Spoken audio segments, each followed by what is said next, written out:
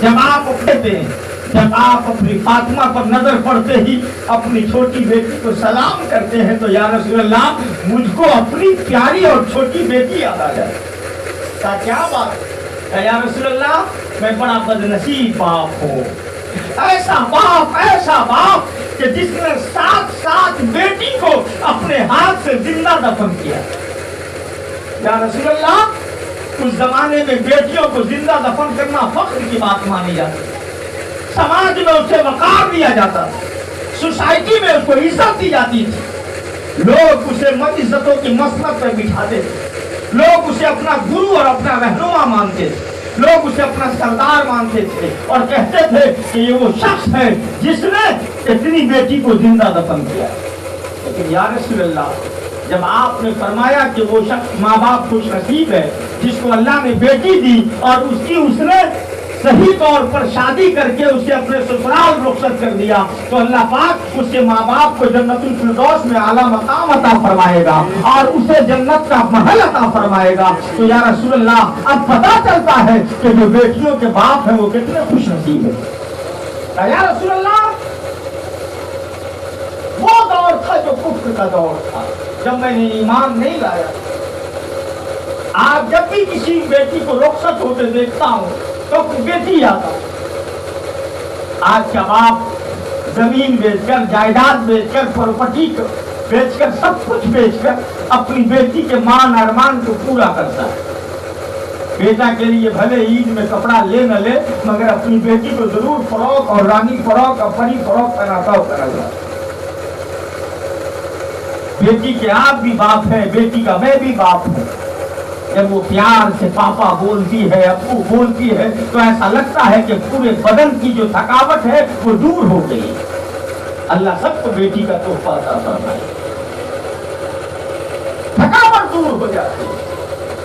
بیٹے کے بال میں کنگھا آپ کرتے ہو لیکن بیٹی اس ذات کا نام ہے جو اپنے ہاتھوں سے آپ کے سر میں کنگھا کرتی نظر آتی. یہ میرا ایکسپیرینس ہے، یہ میرا ذاتی پریکٹیکل تجربہ. بیٹے کے سر میں تیل لگاتا ہوں، بیٹی کا حال یہ ہے کہ وہ میرے سر میں تیل لگاتی. بیٹے کو کنگھا کیا جاتا ہے، بیٹی خود کنگھا لے کر سروں میں تیل لگانے آتی. بیٹا آتا ہے تو پوچھتا ہے کہ شکرپالا لائے کہ نہیں، اور بیٹی پوچھتی ہے پاپا اتنی دیر کیوں ہو.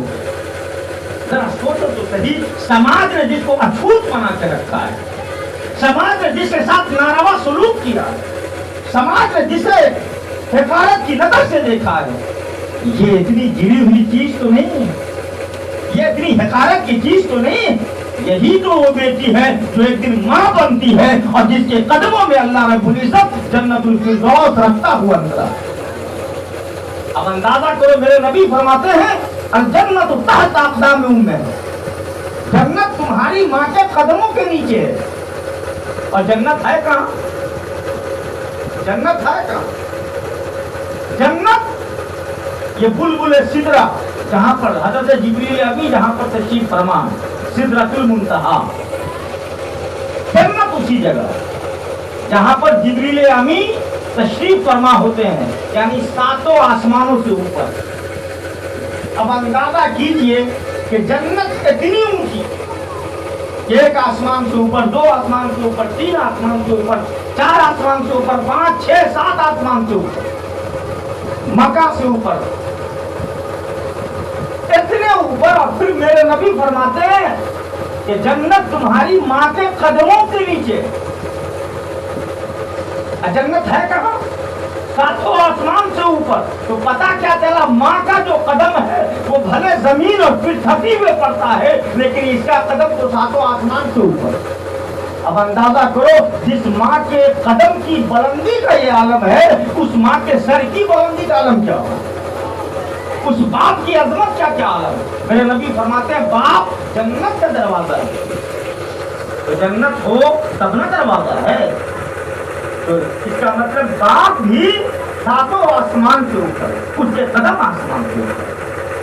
اللہ پاک سب کے ماں باپ کو سلامت رکھے. جن کے ماں باپ دنیا میں ہیں اللہ ان کی لمبی عمر کرے، اور جن کے ماں باپ رخصت ہو گئے ہیں اللہ ان تمام کی مغفرت فرمائے.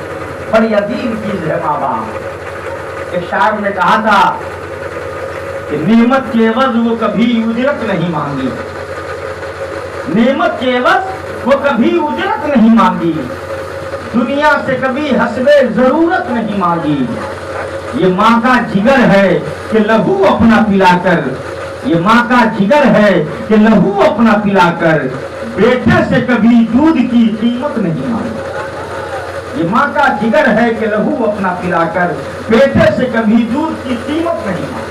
ہم لوگ تو اس ماں باپ کی عزت کرتے ہیں جو پینشن دھاری ہوتے ہیں، کہ ہر مہینے جن کے کھاتے میں آتا ہے اور جن کو ہم کما